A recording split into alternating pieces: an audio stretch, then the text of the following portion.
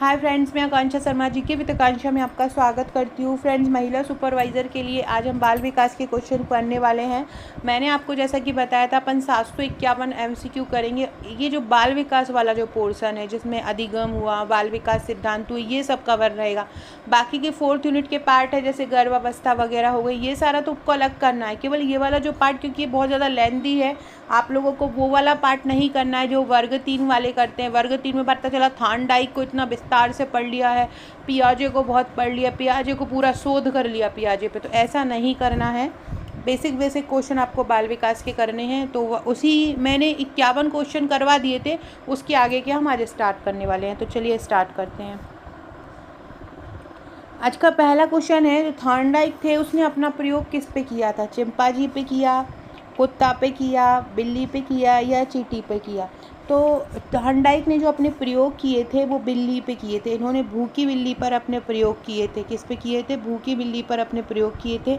और ये भी याद रखिएगा, जो थॉर्नडाइक थे वो अमेरिकी वैज्ञानिक थे। कहाँ के थे? अमेरिकी वैज्ञानिक थे थॉर्नडाइक। इसके अलावा बात करें कुत्ते की, तो कुत्ता पे किए थे पावलाव ने प्रयोग। किसने किया था कुत्ते पे प्रयोग? पावलाव ने था, और पावलाव एक रूसी मनोवैज्ञानिक थे। अगला क्वेश्चन देखते हैं। पावलाव जो कि एक व्यवहारवादी थे, उन्होंने किस पे प्रयोग किया था? तो अभी मैंने आपको बताया कुत्ते पे उन्होंने प्रयोग किए थे। और पावलाव क्या थे? एक व्यवहारवादी थे। ये भी पूछा जाता है निम्न में से कौन एक व्यवहारवादी मनोवैज्ञानिक है? इसमें पावलाव भी आ जाएगा। वॉटसन को भी व्यवहारवादी मनोवैज्ञानिक बोला जाता है। किसको बोला जाता है? और व्यवहार वो हर चीज़ को ये सोचते हैं कि अपन उसको नेचर में लाएँ, प्रकृति में लाएँ, तभी वो चीज़ हो सकती है, इसलिए उनको व्यवहारवादी बोला जाता है। अगला है, क्रिया प्रसूत का सिद्धांत किसने दिया था? स्किनर, बंडूरा, मैस्लो या वुडवर्थ? तो क्रिया प्रसूत का सिद्धांत दिया था स्किनर ने। किसने दिया था क्रिया प्रसूत का सिद्धांत? क्रिया प्रसूत का सिद्धांत स्किनर ने दिया था। बंडूरा ने सामाजिक अधिगम का दिया था। सामाजिक अधिगम बंडूरा ने दिया था। मैस्लो ने आवश्यकता अनुक्रम का सिद्धांत दिया था। वुडवर्थ ने बताया था कि जन्म के साथ ही विकास की क्रिया आरंभ हो जाती है। अगला है, बौद्धिक विकास के 4 चरण किसने बताए थे? ये बहुत इंपॉर्टेंट क्वेश्चन है, इसलिए नहीं कि कितने चरण, ये तो सभी को पता है, लेकिन इसके जो 4 चरण हैं उनके बारे में बहुत सारे MCQ इन 4 चरणों से करीब 100+ MCQ बनते हैं। तो उसके लिए मैं वो चारों चरण, पियाजे का एक स्पेशल वीडियो लेके आऊँगी। उसमें हम पियाजे कौन थे, उन्होंने किस पर प्रयोग किए, कैसे किए, किस प्रकार से उन्होंने सिद्धांत बताए, किस प्रकार का उन्होंने चिंतन का प्रयोग किया, हर उनका जो चारों सिद्धांत, जो उनकी चारों अवस्थाएं हैं उनके जो सिद्धांत की, उन चारों चरण में क्या क्या उन्होंने बताया, ये हम पढ़ेंगे। सबसे पहले हम देख लेते हैं कि कौन कौन सी पियाजे की 4 अवस्थाएं हैं।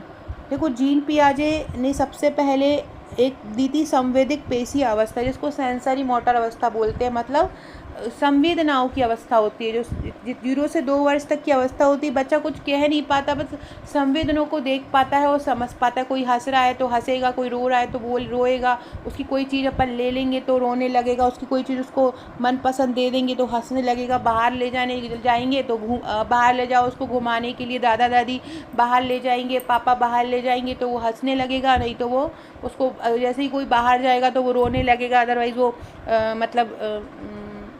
कि मुझे ले चलो, और नहीं ले गए तो रोने लगेगा। तो ये सारी जो अवस्थाएं होती हैं ना, वो संवेदिक पेशी अवस्था होती हैं। दूसरी होती है पूर्व संक्रियात्मक अवस्था, इसको प्रतीकात्मक अवस्था भी बोलते हैं। और ये इसकी उम्र क्या होती है? जब बच्चा 2 से 7 वर्ष तक का रहता है। इसको प्री ऑपरेशनल एज भी बोलते हैं। इंग्लिश भी इसकी याद रखना, इसलिए मैंने लिख दी क्योंकि कहीं कहीं पे देखा गया है कि इसकी हिंदी नहीं दी है, इसकी इंग्लिश ही दे दी है। मैंने 2-4 सुपरवाइज़र के अलग अलग स्टेट के पेपर इकट्ठे किए हैं, उनको भी मैं कराऊंगी आपको सॉल्व, क्योंकि वहाँ से बहुत सारे प्रश्न पूछे जा सकते हैं। तीसरा है मूर्त संक्रियात्मक अवस्था, जिसको कॉन्क्रीट अवस्था भी बोलते हैं। ये रहती है 7 से 12 वर्ष तक। इसमें क्या होता है, व्यक्ति मूर्त चीज़ों को ही सजीव समझने लगता है। चौथा होता है अमूर्त अवस्था, और ये सबसे लास्ट अवस्था होती है, 12 से 15 वर्ष तक की रहती है।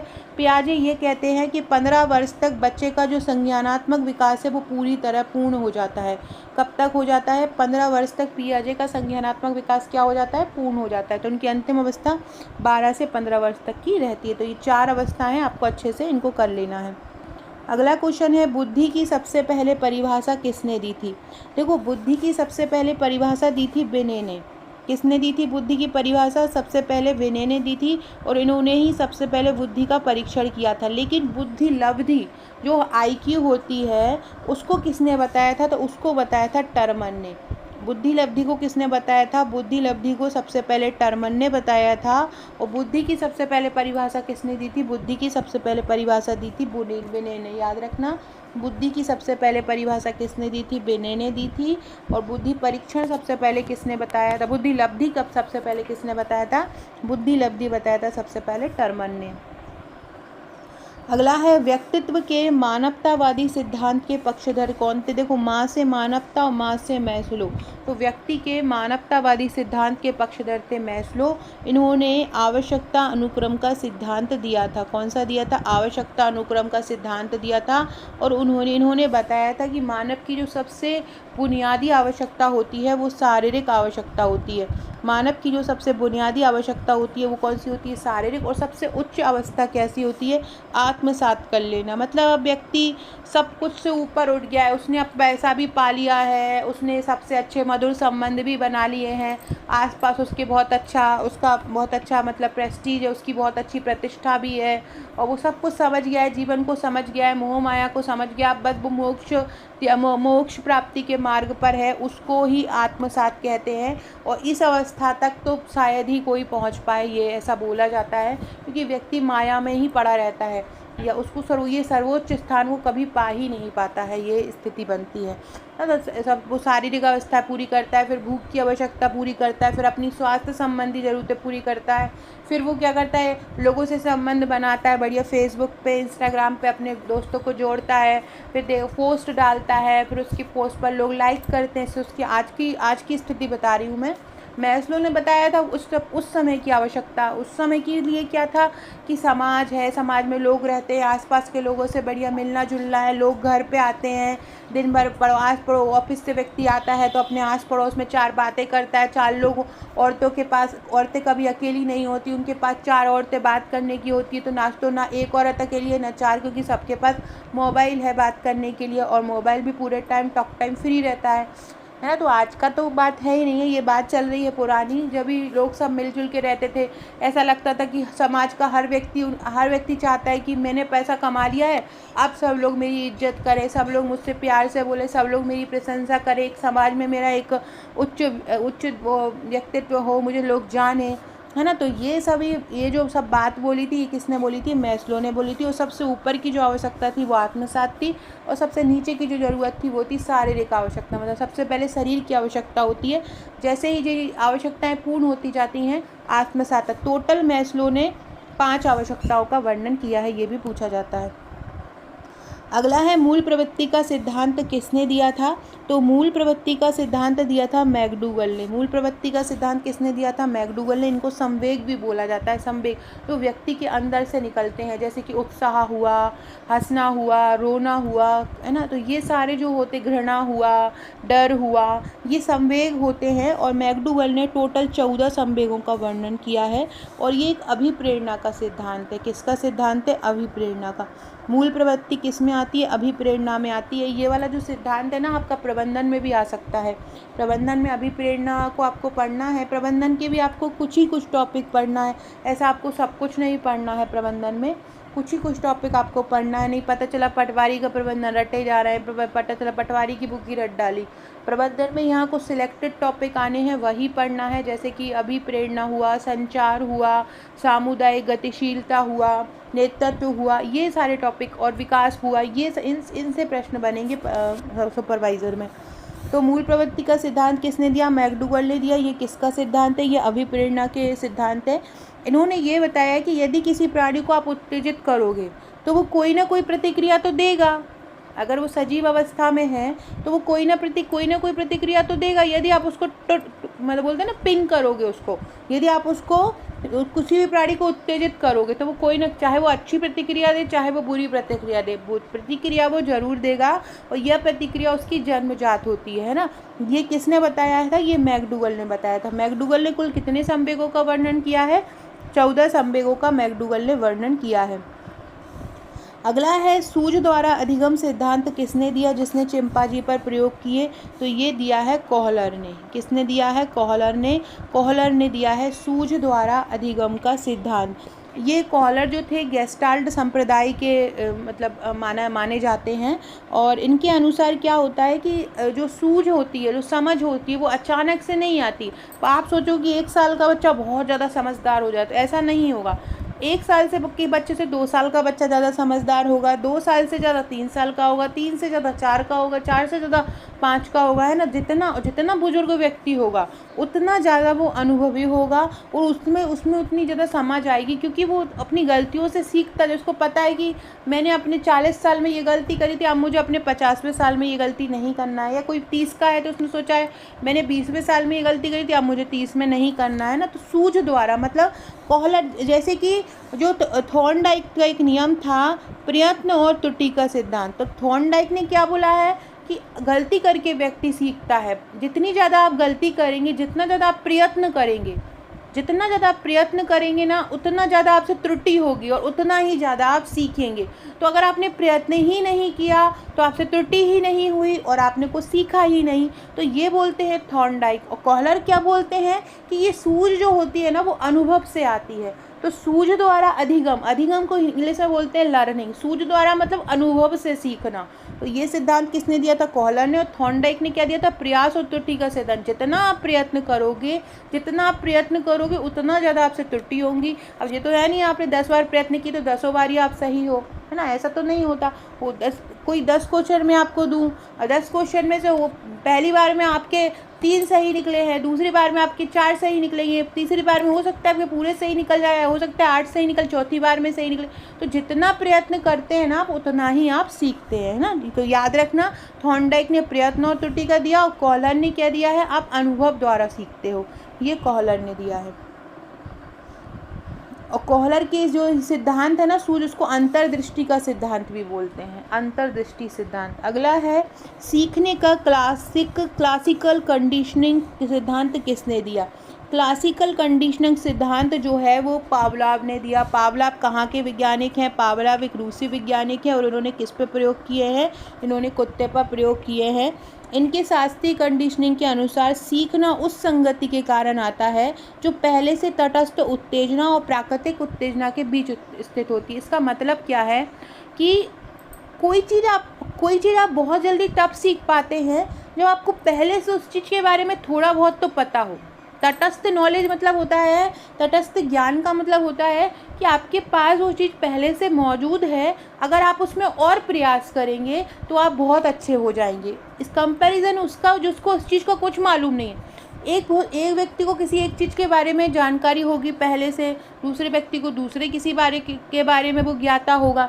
जैसे कि डांस से ही देख लें कि अगर किसी को थोड़ा बहुत डांस आता है तो अगर उसको सिखाने भेजा जाए तो वो उसी में पारंगत हो जाए। अब किसी को डांस ही नहीं आता बेचारे को और उसको सिखाने भेज दो तो कैसे सीख पाएगा? ऐसे ही संगीत की, किसी को संगीत थोड़ा बहुत आता है, उसको संगीत में रुचि है और उसको आता है और उसको संगीत क्लास पहुंचा दो तो वो अच्छे से सीख लेगा। कंपैरिजन, जिसको बेचारे को संगीत ही नहीं आता वो क्या संगीत सीखेगा, है ना। तो यही बात होती है कि जिसको थोड़ा बहुत कुछ आता है, थोड़ा बहुत भी अगर वो कुछ कर पाता है और उसको फिर आप कुछ उससे ही संबंधित ज्ञान दोगे तो वो ज़्यादा अच्छे से सीख पाएगा। यही क्लासिकल कंडीशनिंग सिद्धांत बोलता है।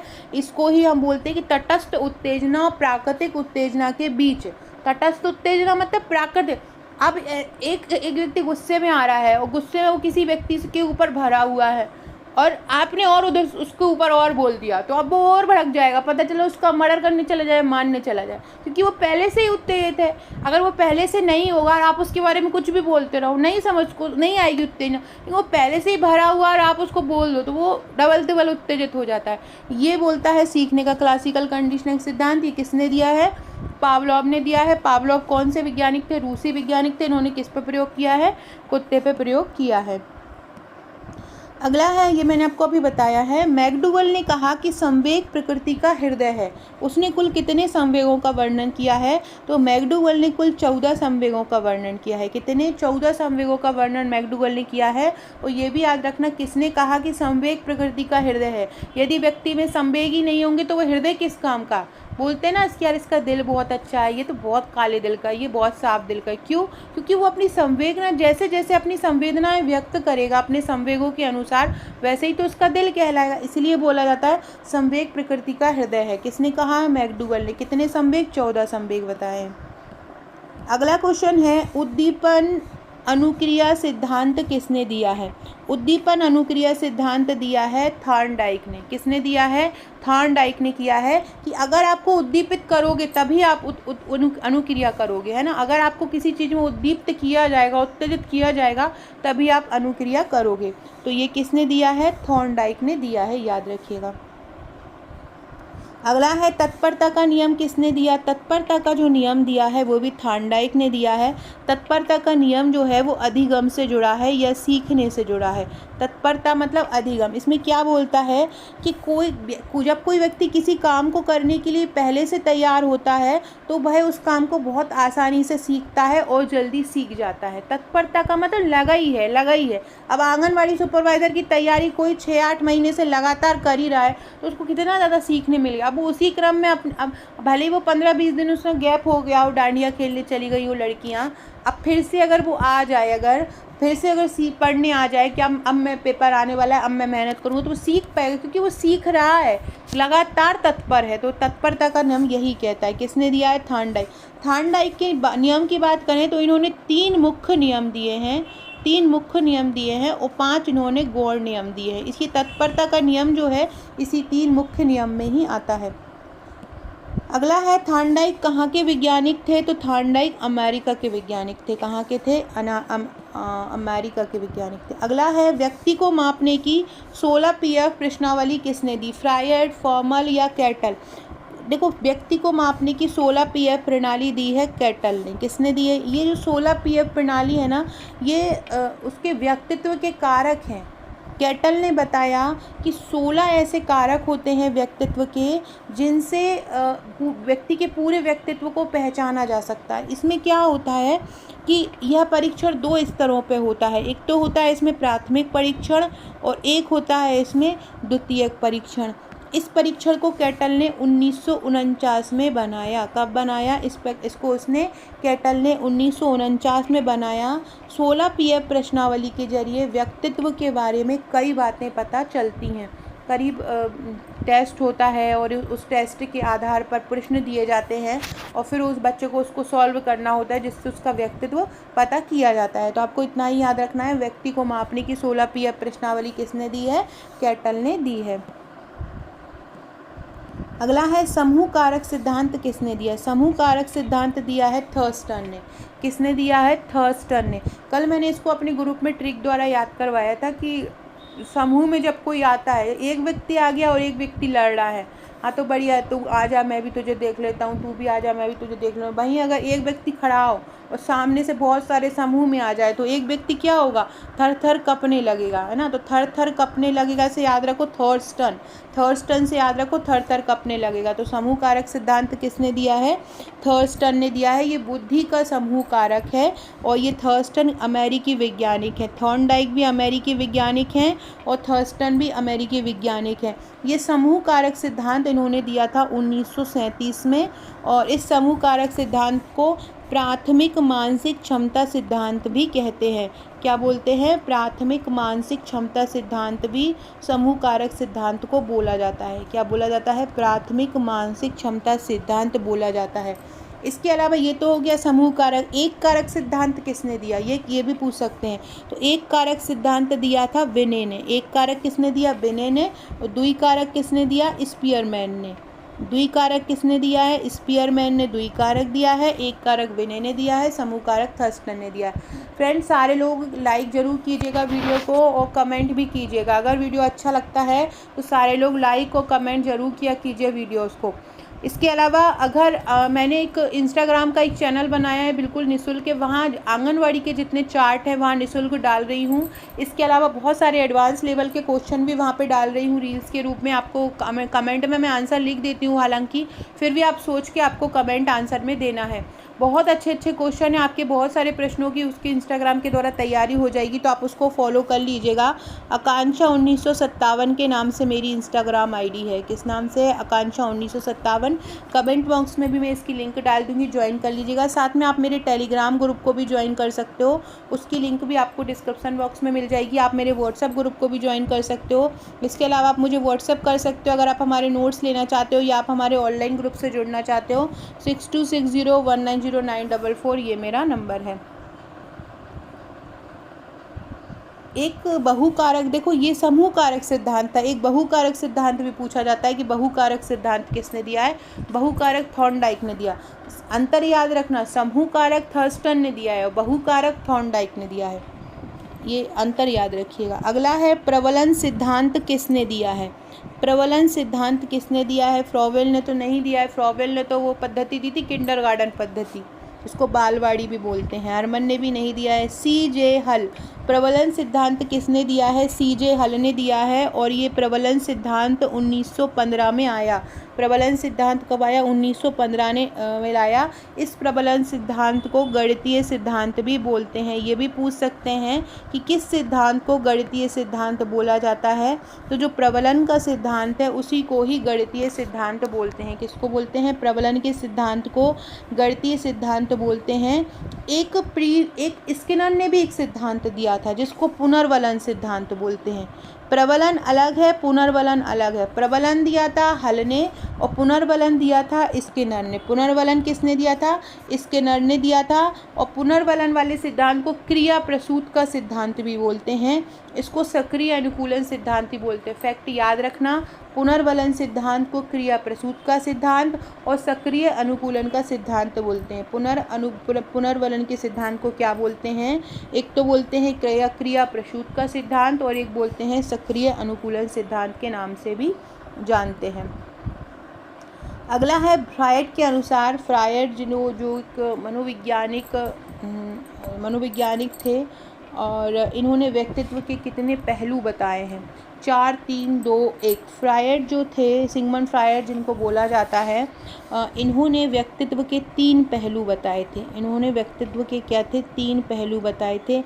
एक होता है इदम, एक होता है अहंकार, इसको ईगो भी बोलते हैं अहंकार को, और एक होता है सुपर ईगो। इदम, ईगो और सुपर ईगो, ये बताए थे फ्रायड ने। फ्रायड ने बताया कि कोई भी व्यक्तित्व होता है ना, इन्हीं तीनों घटकों से मिलकर किसी भी व्यक्ति का व्यक्तित्व बना होता है। इदम, ईगो और सुपर ईगो, ये याद रखिएगा। अगला क्वेश्चन है सामाजिक अधिगम सिद्धांत किसने दिया? मौर्य ने तो नहीं दिया, बंडूरा ने सामाजिक अधिगम सिद्धांत दिया है। ये बंडूरा अमेरिकी वैज्ञानिक थे, बहुत सारे तो अमेरिकी ही हैं। बंडूरा कैसे थे? एक अमेरिकी वैज्ञानिक थे और उन्होंने इस सिद्धांत को कब पेश किया था? उन्होंने इस सिद्धांत को 1960 में दिया था। बंडूरा ने ये सिद्धांत कब दिया? बंडूरा ने ये सिद्धांत 1960 में दिया था। उन्होंने क्या बताया कि ये सामाजिक अधिगम सिद्धांत क्या है? देखो, सामाजिक अधिगम मतलब समाज से, अधिगम मतलब क्या होता है? सीखना, मतलब समाज से लेना, समाज से सीखना। तो समाज से सीखना मतलब कोई दूसरा जैसे क्रिया कर रहा है ना, उसको देख देख कर सीखना, उसको बोलते हैं सामाजिक अधिगम सिद्धांत। इन्होंने बोला कि दूसरे को व्यवहार को देखकर उनकी नकल करके व्यक्ति खुद सीखने की कोशिश करता है, या इसको बोल सकते हैं सामाजिक व्यवहार द्वारा सीखने की कोशिश करता है। इसको सामाजिक अधिगम सिद्धांत बोलते हैं। इसको मॉडलिंग या आदर्शीकरण के नाम से भी जाना जाता है। ये वो वाली मॉडलिंग मत समझ लेना, वो जो टीवी में होती है। ये मॉडल मतलब होता है ना, मॉडल, आदर्श, हम उसको आदर्श मानते हैं। किसी पर्टिकुलर एक व्यक्ति को देखकर उसकी नकल करना, समाज में कोई व्यक्ति रह रहा है और उसको देखना और उसकी फिर नकल करना, इसको बोला जाता है मॉडलिंग या आदर्शीकरण। ये कौन सा सिद्धांत कहलाता है? सामाजिक अधिगम। ये क्वेश्चन ऐसा भी आता है, निम्न में से किस सिद्धांत को मॉडलिंग सिद्धांत भी बोला जाता है? अब आप सोचो कि मॉडलिंग कहाँ से आ गया यहाँ पे, तो ये मॉडल जो होता है ना, आदर्श वाला मॉडल, वो मॉडल है यहाँ पे, आदर्शीकरण जिसको हिंदी में बोलते हैं। बंडूरा का मानना था कि लोग खुद अपनी शिक्षा के लिए जिम्मेदार होते हैं और हासिल करने में उन्हें हासिल करने में उन्हें सक्रिय भूमिका निभाते हैं। मतलब बंडूराव मानता था कि व्यक्ति को अगर लगन है ना कुछ सीखने की, तो कोई दूसरा उसे पिन नहीं कर सकता कि आप सीखो, वो खुद ही हर चीज़ सीख लेगा। क्योंकि उसमें अगर किसी को लगन है ना कि मुझे शिक्षा हासिल करनी, कभी कभी आपने देखा होगा कोई लड़की होती है, उनकी माता पिता उनकी जल्दी शादी करने का बोलते हैं, गरीब परिवार की होती हैं, बेचारी के बाल विवाह कर देते हैं। अब लड़कियों को रहता है कि अब जल्दी शादी हो जाए, लेकिन नहीं करती हैं लड़कियां, क्योंकि उन्हें तो पढ़ना रहता है। तो ये सारी चीज़ें जो बंडूराव ने बताई हैं कि व्यक्ति में खुद ही होती है। इसके अलावा बंडूराव ने ये भी बताया कि बच्चे कैसे परिवेश और संज्ञानात्मक कारकों में सीखते। कभी कभी विपरीत परिवेश में भी बच्चे सीख जाते हैं। बोलो ना विपरीत परिस्थिति, रिक्शा वाले की लड़की IAS बन गई, तो ये इस प्रकार से बंडूराव ने बताया है। बंडूराव ये भी कहता है कि माता पिता, भाई बहन, शिक्षक, साथी, टेलीविज़न पे नायक नायिका जो रहते हैं उनकी नकल करके भी व्यक्ति सीख जाता है। कोई को हीरो बनने का, सलमान खान बनने का शौक़ है, हमें सलमान खान बनना है, या किसी को वो कैटरीना कैफ बनने का शौक़ है ना, तो वो उसकी नकल करेगा। किसी को बहुत बड़ी डांसर बनने का शौक़ है तो वो डांस करेंगी और देखेंगी हमें भी डांस वाले शो में जाना है, डांस सीखना है, संगीतज्ञ बनना है, तो वो एक दूसरे की देखकर नकल करके ही सीखता है। बंडूराव को सामाजिक संज्ञानात्मक मनोवैज्ञानिक माना जाता है। याद रखना, सामाजिक संज्ञानात्मक मतलब समाज से सीखने वाला मनोवैज्ञानिक माना जाता है। इसके अलावा एक और क्वेश्चन आता है, बॉबी डॉल पे किसने प्रयोग किया?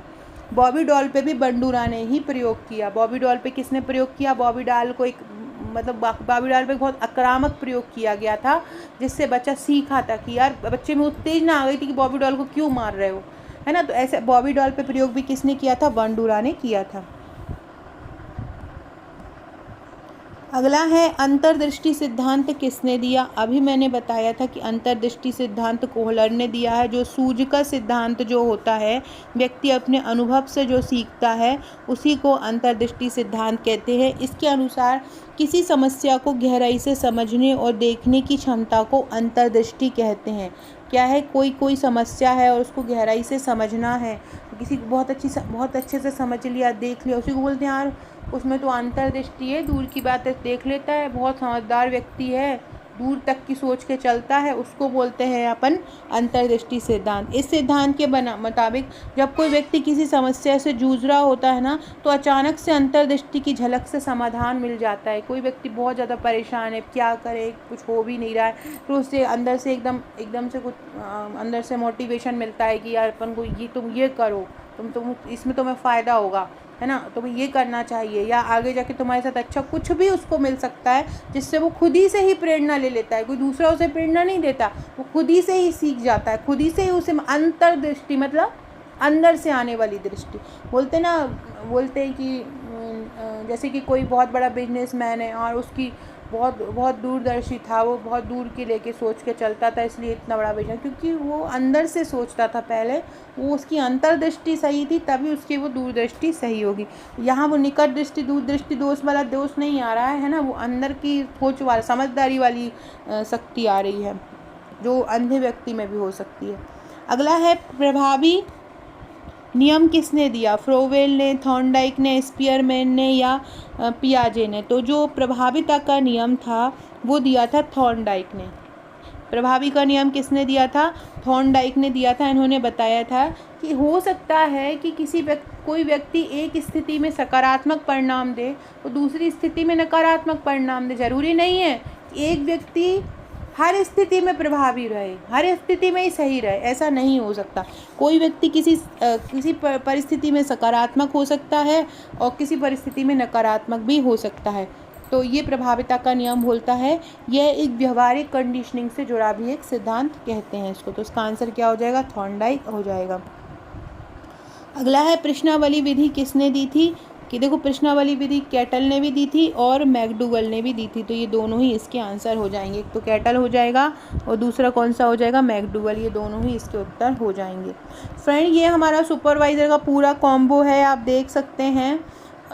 ये अगर आप नोट्स मंगाना चाहते हैं, हमारी बुकलेट है 7 बुकलेट मंगाना चाहते हैं तो आप बुकलेट मंगा सकते हैं।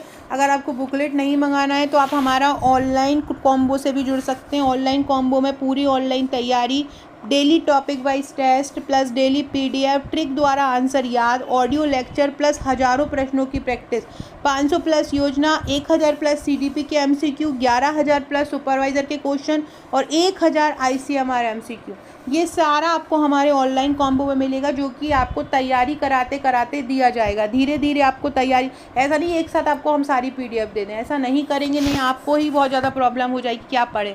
हम डेली एक एक टॉपिक देके आपको तैयारी करवाएंगे, डेली उसका टेस्ट लेंगे, एक पीडीएफ देंगे, उसका टेस्ट लेंगे और फिर अगला देंगे नेक्स्ट। इस प्रकार से हमारा ये पूरा कॉम्बो, केवल ऑनलाइन कॉम्बो अगर आप हमारा लेते हैं तो इसका चार्ज 799 है। लेकिन अगर आप हमारी ये 7 हार्ड कॉपी बुक्स भी मंगवाना चाहते हैं और प्लस ऑनलाइन ग्रुप से भी जुड़ना चाहते हैं तो इसका चार्ज 1599। पहले ये 1399 प्लस कुरियर था, लेकिन अभी 1599 प्लस कुरियर है, क्योंकि हमने ऑनलाइन क्लासेस भी बढ़ा दी हैं और साथ में अभी जो कॉपी के रेट वगैरह भी बढ़ रहे हैं। तो 7 बुकलेट है, एक उसमें एमसीक्यू की बुकलेट भी है और एक वन लाइनर की बुकलेट भी है, 5 थ्योरी की बुकलेट भी है। तो ये पूरा 7 कॉम्बो का पूरा बंच बॉक्स है, इस प्रकार से आपके घर में आएगा।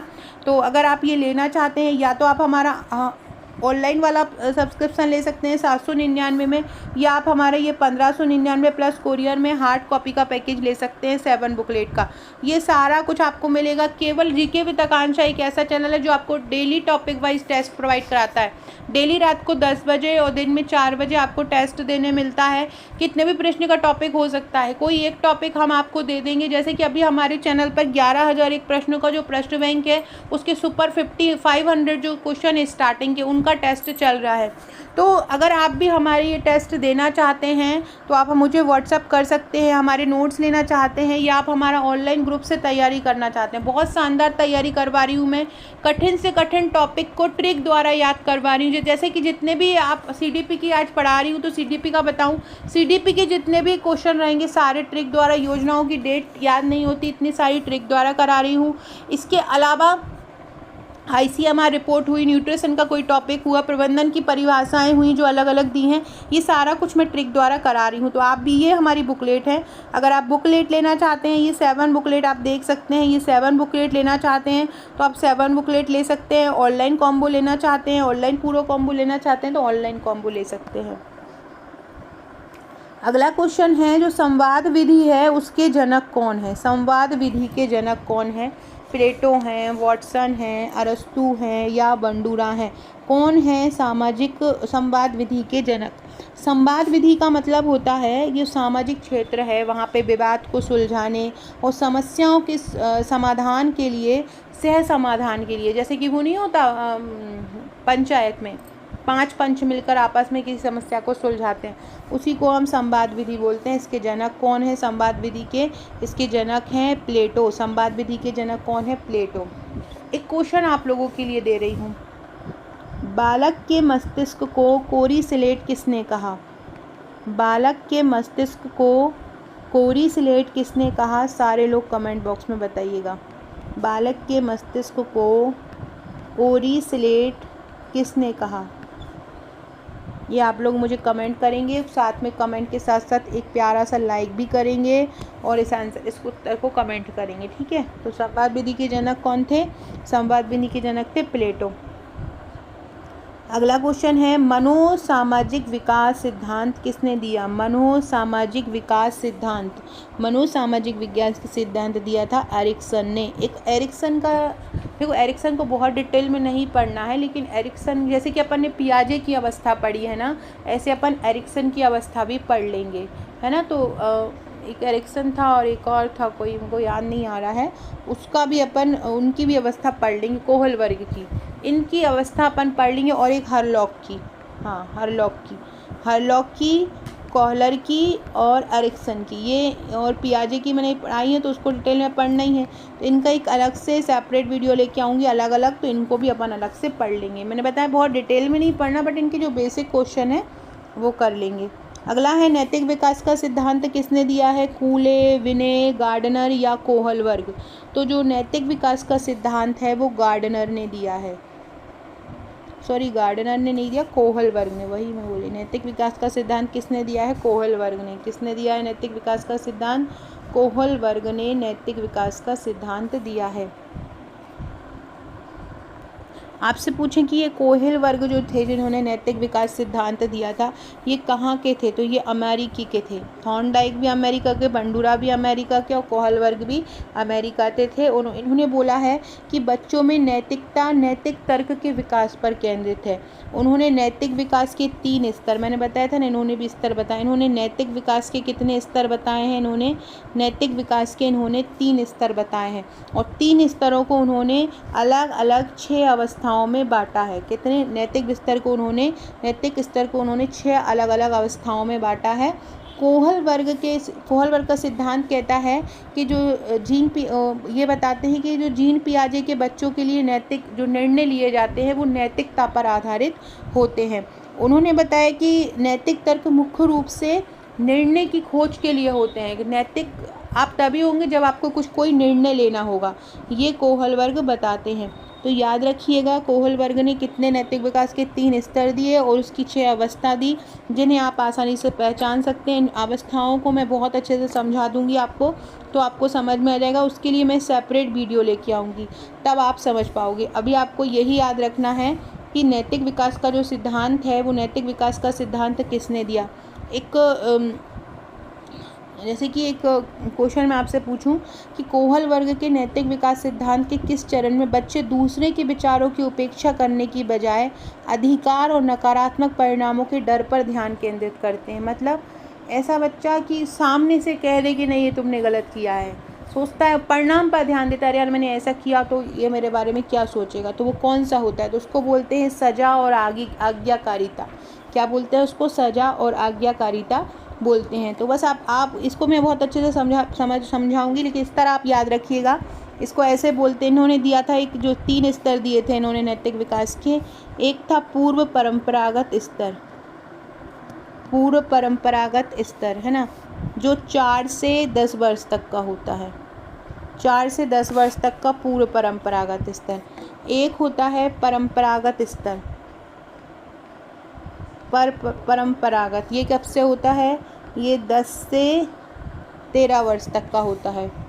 इसके बाद होता है उत्तर परंपरागत, ये 13 से 16 तक का होता है। 4 से 10 साल इनकी इस अवस्था ही 4 वर्ष से स्टार्ट होती है। 4 वर्ष तक बेचारे 3 वर्ष तक के बच्चे में क्या नैतिकता का ज्ञान आएगा, है ना। तो 4 से 10 होती है, दूसरी 10 से 13 होती है और उत्तर परंपरागत स्तर जो होता है वो 13 से 16 होता है। तो ये जो कोहेल वर्ग का सिद्धांत है। सो फ्रेंड्स, ये था हमारा आज का वीडियो। आशा है आपको वीडियो पसंद आया होगा। वीडियो अच्छा लगे तो चैनल को लाइक शेयर सब्सक्राइब जरूर कीजिएगा। ऐसे ही और क्वेश्चन मैं पूरे आपको CDP के कराऊंगी। ये आपके अगर आप वर्ग संविदा की भी तैयारी कर रहे हैं ना, तो उसमें भी आपको बहुत ज़्यादा, या CTET की भी तैयारी कर रहे हैं ना, तो भी आपको बहुत ज़्यादा इंपॉर्टेंट रहेंगे। वीडियो अच्छी लगे तो शेयर ज़रूर कीजिएगा, कमेंट कीजिएगा और लाइक कीजिएगा। Okay friends, thank you.